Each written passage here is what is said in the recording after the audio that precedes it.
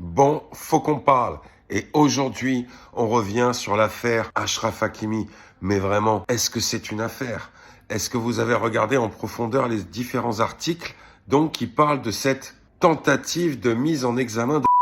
Ouais, parce que franchement, si le parquet de Paris accepte ça, quand on voit un peu tous les éléments, déjà, premièrement, évidemment que ça n'est pas une garantie. Mais quand même, quand c'est une star hyper connue, homme ou femme, enfin c'est plutôt des hommes, qui sont généralement impliqués dans des plaintes pour agression, pour toutes ces choses-là, déjà, on prend des pincettes. Forcément, on se doute qu'une énorme fortune cachée derrière un homme peut pas mal attirer. Ok, admettons, ce n'est pas le but recherché de s'enrichir. Bon, est-ce que vous avez vu, ne serait-ce que les échanges de SMS entre la plaignante et sa copine? Bon, déjà, on est sur une catégorie de femmes qui s'appelle frères entre elles. C'est absolument sûr lorsqu'on voit la retranscription des différents messages échangés et du langage employé. Et alors, ce qui se dit entre ces deux meufs, si c'est pas un guet-apens, bah alors c'est quoi? En plus, cette meuf-là dit, il était plutôt forceur que violent. Donc pour un forceur, qui donc ne serait pas violent,